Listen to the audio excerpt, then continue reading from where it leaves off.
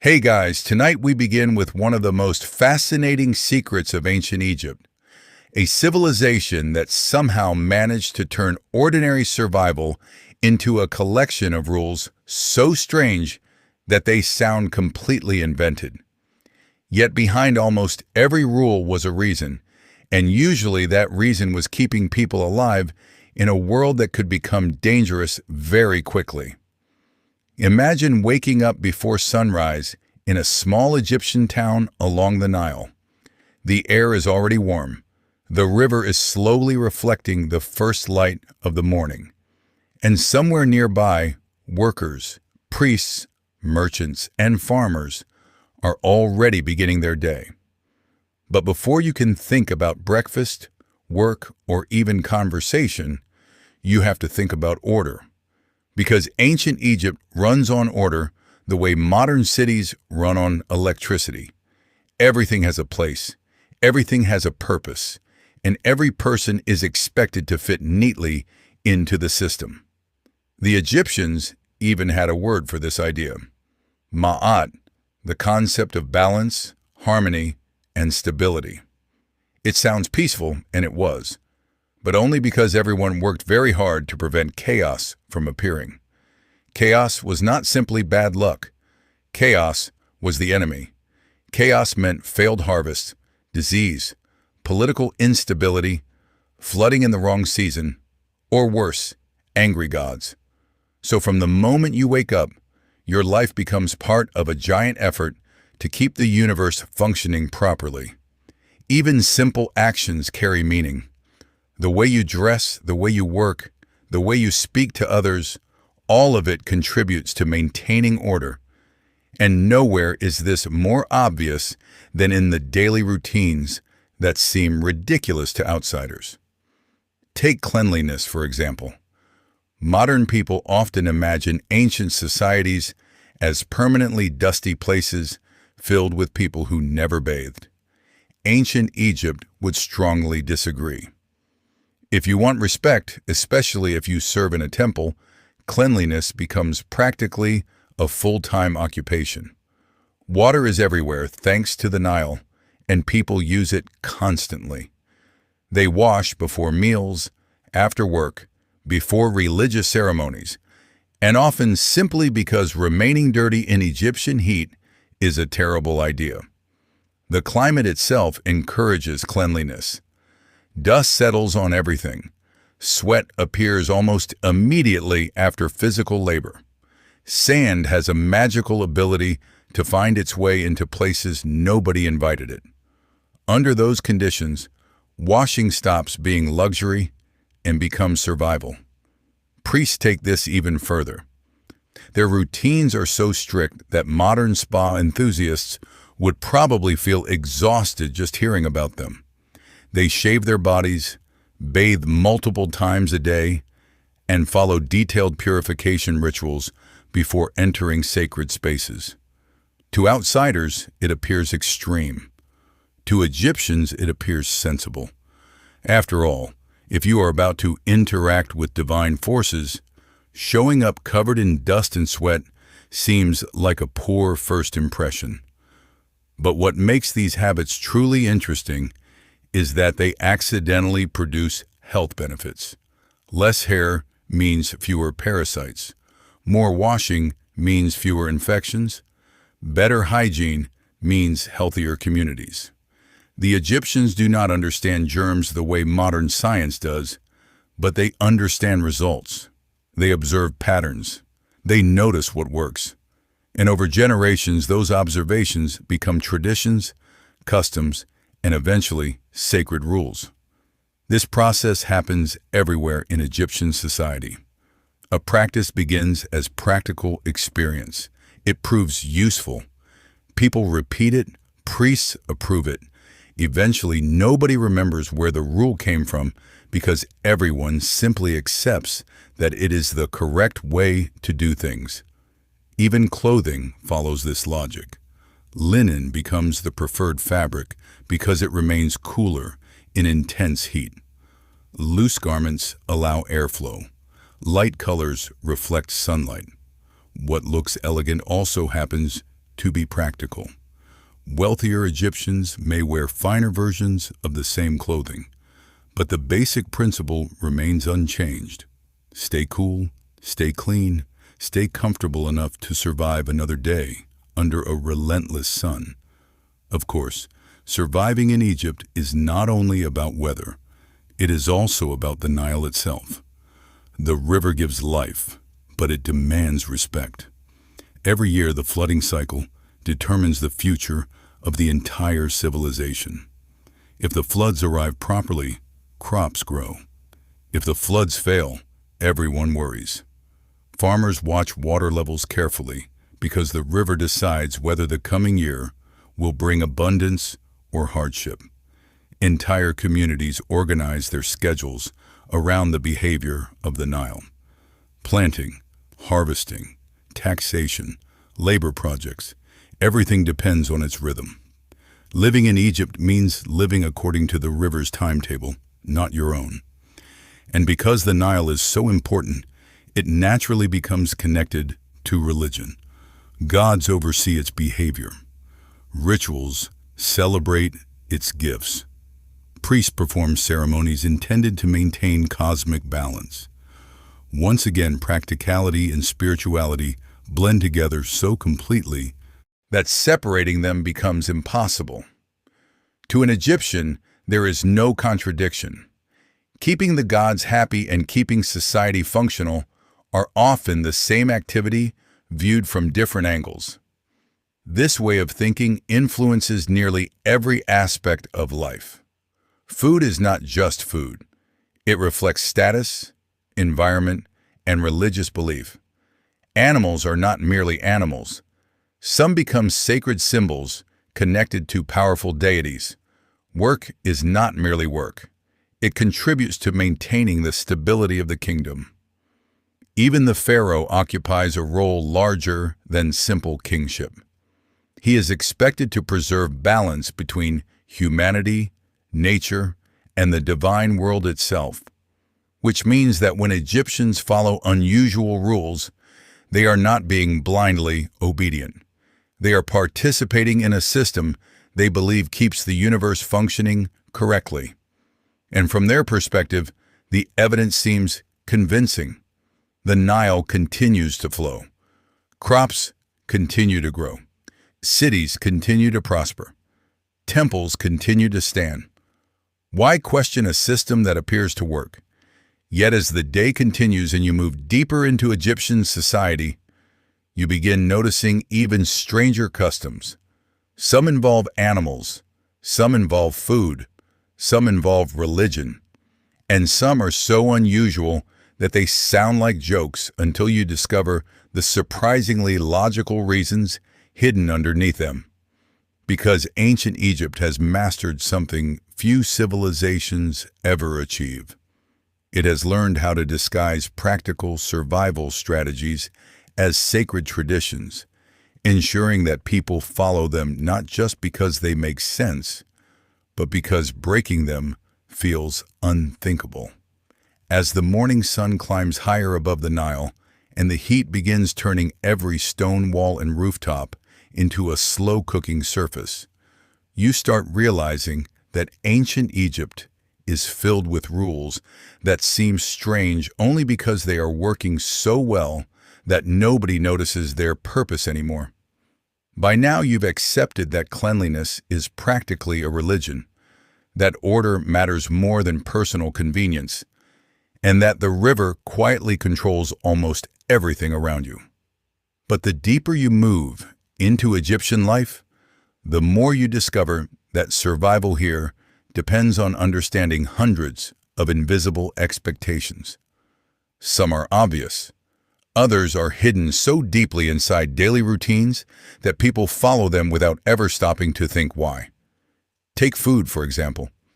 Eating in ancient Egypt is not simply about satisfying hunger. Food is security. Food is wealth. Food is stability. Food is proof that the world is functioning correctly. Every loaf of bread, every basket of grain, every jar of beer represents a victory over an environment that can become extremely unforgiving if even one important system fails. Modern people often imagine Egypt as a civilization obsessed with pyramids, but ordinary Egyptians spend far more time thinking about crops than monuments. Monuments are impressive. Bread is necessary. And because food matters so much, protecting it becomes one of society's highest priorities. This is where some of the civilization's most fascinating rules begin to appear. Grain storage is treated almost like a sacred responsibility. Rats, insects, mold, and moisture are constant enemies. Entire systems develop around protecting supplies from contamination. Workers inspect storage areas. Officials monitor inventories. Scribes record quantities with obsessive precision. At first glance, it feels excessive. Then you remember that one failed harvest can affect thousands of lives. Suddenly, meticulous record-keeping stops looking bureaucratic and starts looking intelligent. Even the famous Egyptian respect for cats begins making more sense the longer you observe it. Modern people tend to focus on the religious symbolism. Bastet, sacred associations, temple traditions, all of that matters. But behind the symbolism sits a practical reality. Cats are extraordinarily effective pest control. Every rat removed is grain preserved. Every mouse caught protects valuable food supplies. Every snake chased away makes life safer for humans. Over time, people naturally begin appreciating these useful animals. Appreciation becomes admiration. Admiration becomes symbolism. Symbolism becomes religion. Eventually, you reach a point where harming a cat feels not only morally wrong, but socially unthinkable. And honestly, from the cat's perspective, this arrangement works out extremely well. Somewhere along the way, humanity accidentally creates an entire civilization dedicated to respecting creatures that spend most of their time sleeping and judging everyone around them. Yet Egyptian rules extend far beyond animals and food. The deeper you travel into towns and cities, the more you notice how carefully society organizes itself around hierarchy. Everyone understands their place. Farmers farm, craftsmen craft, soldiers fight, priests perform rituals, scribes write records, officials manage administration. The pharaoh governs everything from above. To modern eyes, this structure can appear restrictive. To Egyptians, it appears comforting. Predictability creates stability. Stability creates prosperity. Prosperity creates survival. Every role supports another role, creating a giant network of obligations connecting millions of people. Of course, no discussion of Egyptian society is complete without talking about scribes. If there is one profession that quietly controls more power than outsiders realize, it is the ability to read and write. Literacy remains rare. Learning hieroglyphs requires years of training, discipline, and patience. These symbols are beautiful, complicated, and occasionally seem determined to challenge anyone attempting to master them. But the reward is enormous. A scribe avoids much of the physical labor faced by ordinary workers. Instead of spending long days under the sun carrying stones or working fields, a scribe works with information, records, taxes, inventories, correspondence, legal matters. Information becomes influence, and influence becomes power. Young students entering scribal schools quickly learn that writing is more than a skill. It is an escape route. Ancient texts even contain instructions encouraging students to study hard so they can avoid difficult manual labor. The message is remarkably timeless.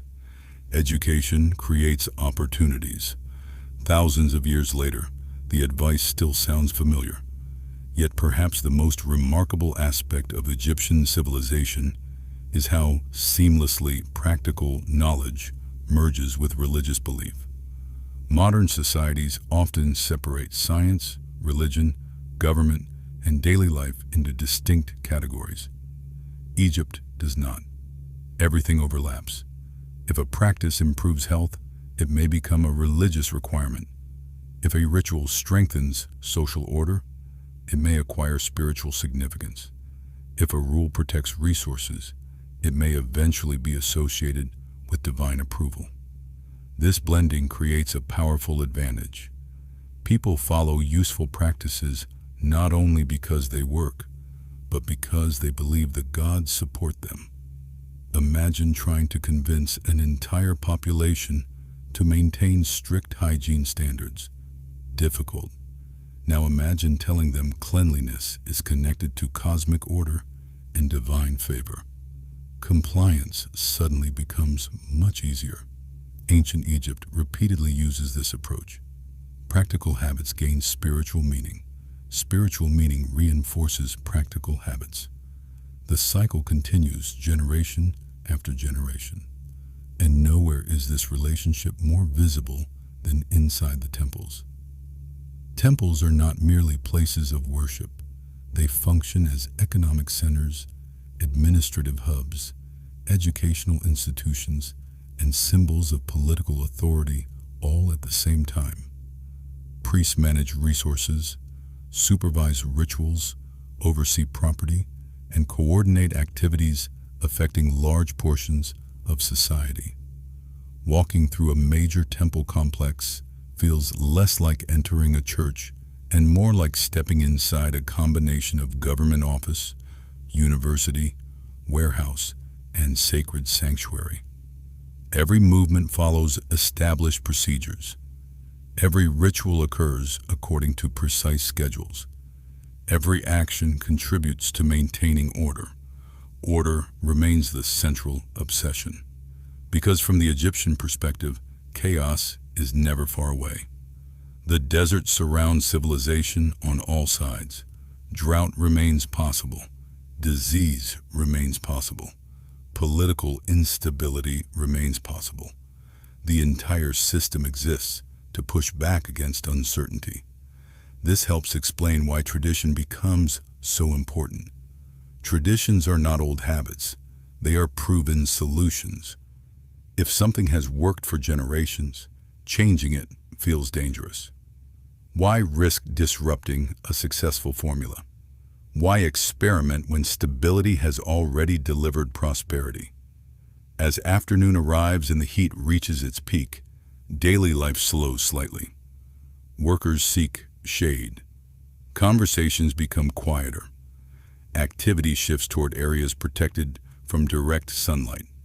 Yet even during these calmer hours, Egyptian society continues operating according to countless invisible rules. Merchants negotiate transactions using established expectations. Officials review records. Craftsmen continue specialized work requiring years of training. Families prepare meals. Priests conduct ceremonies. Everywhere you look, people participate in systems larger than themselves. Most rarely question these systems because the benefits appear obvious. Cities function. Harvests arrive. Trade continues. The kingdom endures. And endurance matters. Because unlike many civilizations that rise and collapse within a few centuries, Egypt achieves something extraordinary. It remains recognizable for thousands of years. Dynasties change. Rulers come and go. Political circumstances shift. Yet the core structure survives. Generation after generation inherits familiar traditions, familiar beliefs, and familiar expectations. This continuity creates a powerful sense of identity. An Egyptian living centuries apart from another Egyptian would still recognize many of the same customs. That level of cultural consistency is rare in human history. Yet perhaps the strangest realization comes when you compare ancient Egypt to the modern world. Many of the rules that initially seem bizarre begin sounding surprisingly familiar.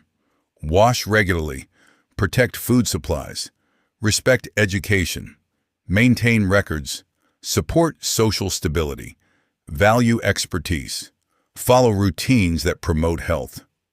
Suddenly, the distance between ancient and modern life feels smaller than expected. The Egyptians may express these ideas differently.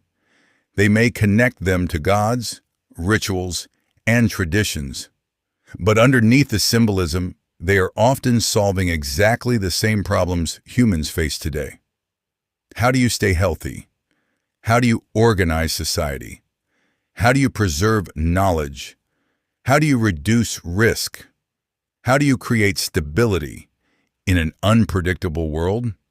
These questions never disappear. Only the answers change. And as evening approaches along the Nile, with shadows stretching across fields and temples glowing beneath the fading sunlight, you begin understanding why Egyptian civilization lasted so long. It wasn't simply because of powerful pharaohs or impressive monuments. It was because countless ordinary people followed systems that worked. Some rules looked strange. Some seemed excessive. Some appeared almost absurd. Yet hidden beneath those unusual customs was an enormous collection of practical wisdom accumulated across generations. Wisdom about health, agriculture, administration, psychology, and survival. The Egyptians didn't always know why every rule worked. They didn't need to. They observed results. They preserved successful habits. They passed them forward. And in doing so, they built one of the most durable civilizations the world has ever known. A civilization whose greatest achievement may not have been the pyramids rising above the desert, but the invisible network of everyday practices quietly keeping millions of people alive, organized, and remarkably successful for centuries beyond imagination. The Nile has already taught you that survival in ancient Egypt depends on paying attention to details. You shave to avoid parasites, wash constantly to stay healthy, avoid certain foods because experience has shown they bring trouble, and respect animals that help protect the food supply. But now you discover a rule that affects every single thing around you. Nothing important happens without order. Ancient Egypt is not a civilization that enjoys surprises. In fact, if Egypt had a favorite hobby, it would probably be organizing absolutely everything. Fields, harvests, temples, taxes, festivals, labor projects, religious ceremonies, all of it follows a schedule. And that schedule matters because the Nile itself follows a schedule. Every year the river rises, spreads across the land, leaves behind rich soil, and then retreats. That flood is not just a natural event. It is the heartbeat of the entire civilization. If farmers plant too early, seeds fail. If they plant too late, harvests shrink. If officials miscalculate grain storage, entire communities suffer. So Egyptians become masters of routine. They observe the stars, track the seasons, and create calendars designed to keep society synchronized with nature itself. From the outside, it might seem obsessive. From the inside, it is the reason millions of people can live together without constant disaster. Even religious ceremonies follow strict procedures.